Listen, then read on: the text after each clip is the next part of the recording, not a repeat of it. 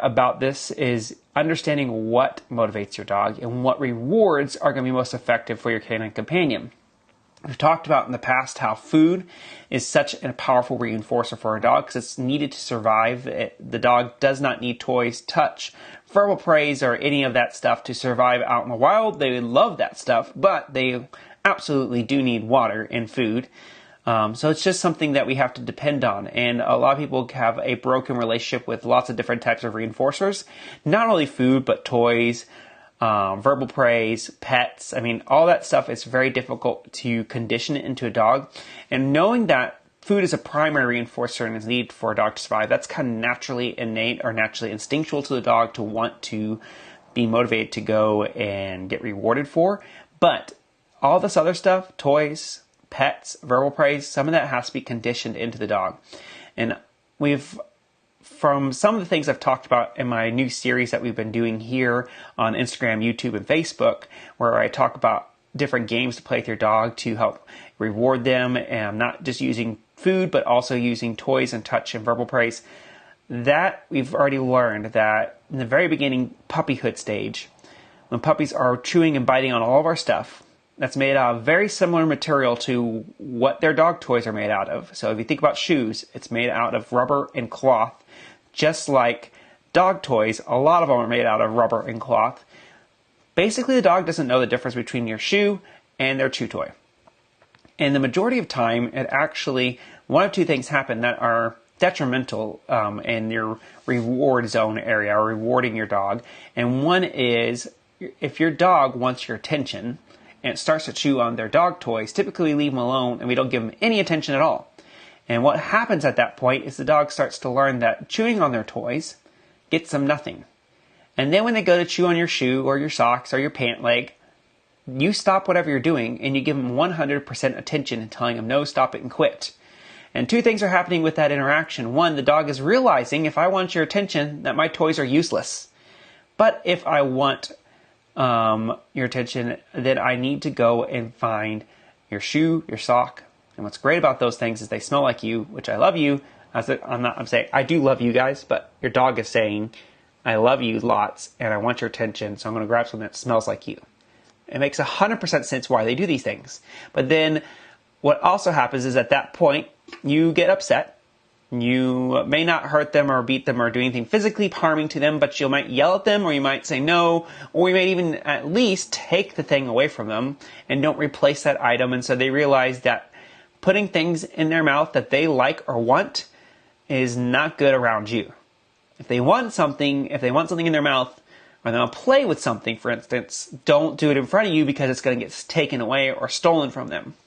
We're going to dive deeper into this throughout the series, but this is kind of a basic concept that I have wrestled with with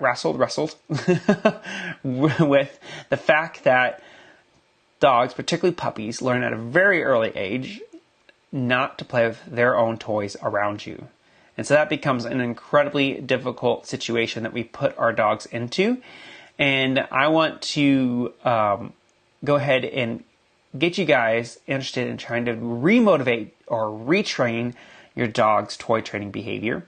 And in order to do that, one of the first things I want everybody to do here on Doggy Dojo that is following along on the series, and I know there's a lot of you in here having a lot of fun with this series and wanting to get their dog more motivated for more things than just food.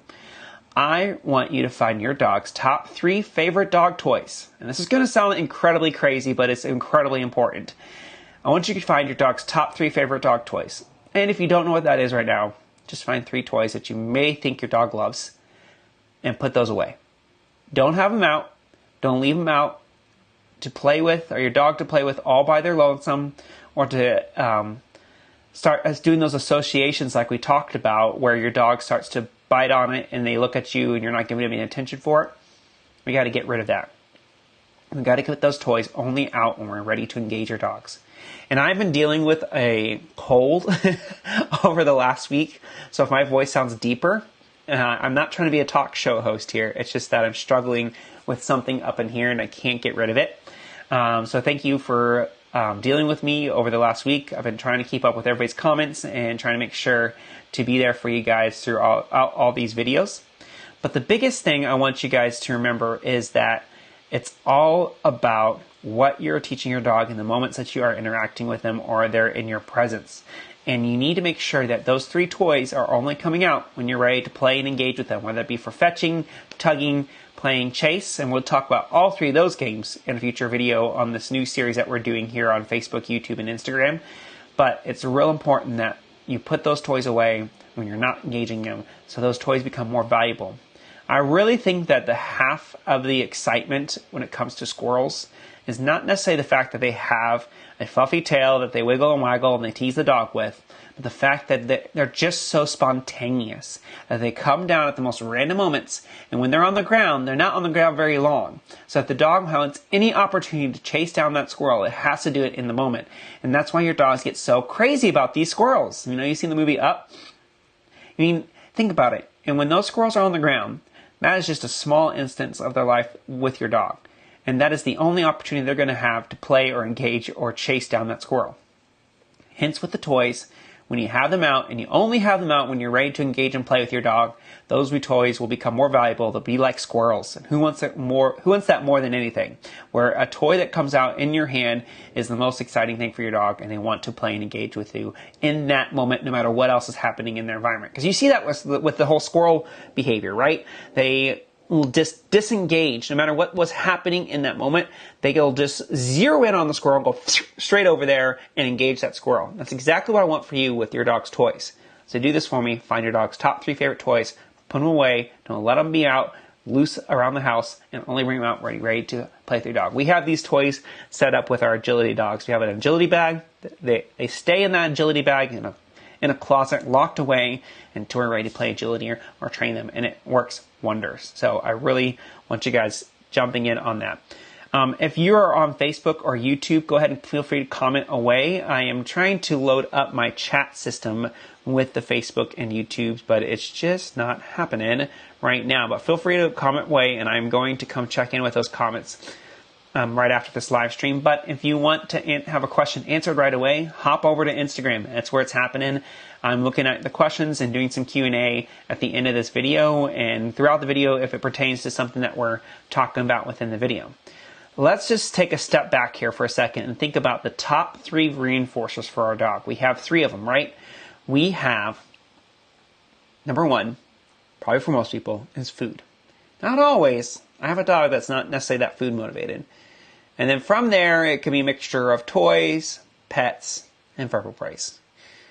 And when it comes to food, I like to make sure that I'm using the lowest value that my dog will work for, depending on the situation or the behavior that we're working on. What do I mean by that? Is that if my dog's inside my house in a very calm environment and I'm asking for a behavior that I know that they understand, or I'm pretty sure that we've been pretty good at in the past, I'm going to use just their basic breakfast, lunch, and dinner. And I'm going to repeat those behaviors because a lot of repetition is important when teaching these behaviors. But when we're asking for the dog for something that takes a little bit more effort, whether it be because of a change in environment or a particular behavior that's more difficult, I'm going to up the ante and give a higher value reinforcer. And then when the dog is behaving exceptionally well or having an exceptional effort for this behavior, then I may go into my highest value reinforcer and give that to the dog as well. And the next thing, coming down to toys, we've talked about a little bit about that, how to add value to your toys by kind of reserving them and keeping space with them. Not all dogs are fetchers, not all dogs are tuggers, and we will dive deeper into that as we go forward. But when it comes to fetch, some of that behavior is destroyed as well because we are so quick to take that object out of their mouth and throw it away again that the dog's not ready for it and they need a little bit more engagement. I'm actually diving into this really great book called Interactive Play Guide. I'm going to botch his last name, but Craig Oligiv, I think is his name. And it's a really great book. I'm loving every little piece of wording out of that. It just gives me so much inspiration for you guys as we're going into this series.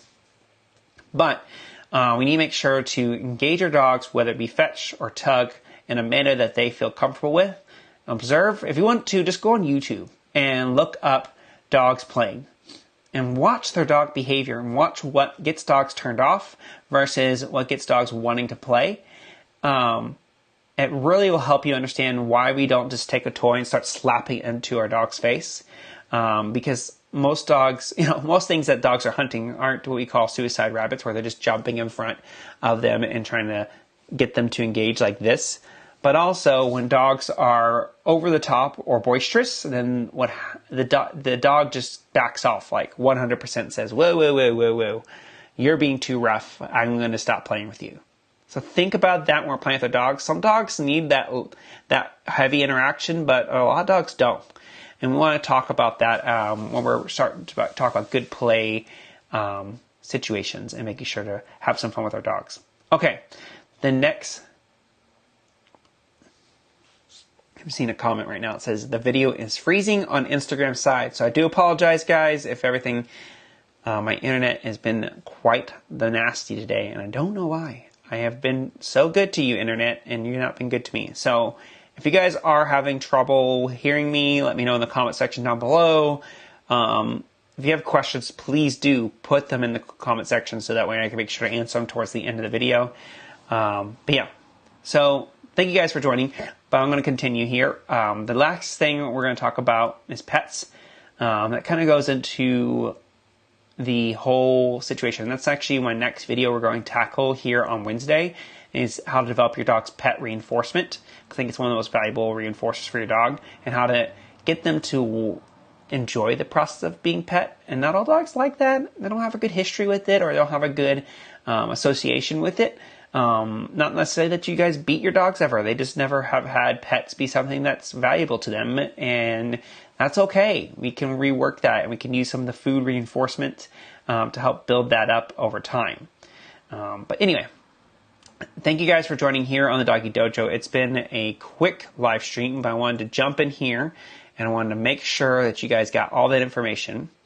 Once again, I have a podcast, I have Facebook, I have Instagram, I have all these things I'm trying to do for you guys, and I'm doing different tips and training for each platform here out there. I'm trying to get that a little bit more segregated, so you guys that are on each individual platforms, I'm trying to design by listening to your questions, particular content that's applying to you guys. So if you want the whole bailiwick and the whole shebang, follow me on everything.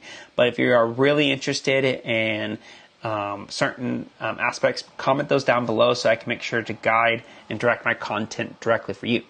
And I talked to Instagram earlier about all this stuff that I'm doing, and I'm so excited about offering these opportunities to help kind of grow your canine companions. And a lot of you probably thinking, okay, where's the right hook? When is this man going to be asking me for my money? And the reality is that I really do enjoy doing this series and doing all this stuff for you guys. You guys have made it pleasantly clear that you want more training help and you want more training tips here on these platforms, and I'm here for you guys. I can't wait to continue this series and more series throughout 2020. Lots of cool things are happening down the pipeline, and I appreciate everybody's support. And thank you guys for watching here on the Doggy Dojo. If you have any questions or comments, please leave them down below. And as always, have some fun with your dogs, and we'll see y'all next time. Now I'm going to head over to Instagram right now, so if you have any more questions or comments, put them down below. On Instagram, just jump right over there. I am going to come back to Facebook and YouTube and make sure to answer any questions that were missed. I'm sorry for today's internet technology. Just happens, but we will get back to it. And I'll come here consistently every single week, every Tuesday. Hope you guys enjoy I'm trying for 2 weeks, 2 p.m. These last 2 weeks I've been doing 4 p.m. Central Standard Time. I'm playing around with the times just to see what works for you guys. I do see a lot of activity happening around 4 p.m. So I'm going to stay there unless you guys tell me otherwise. And once again, thanks for watching, and we'll see y'all soon. Bye, guys.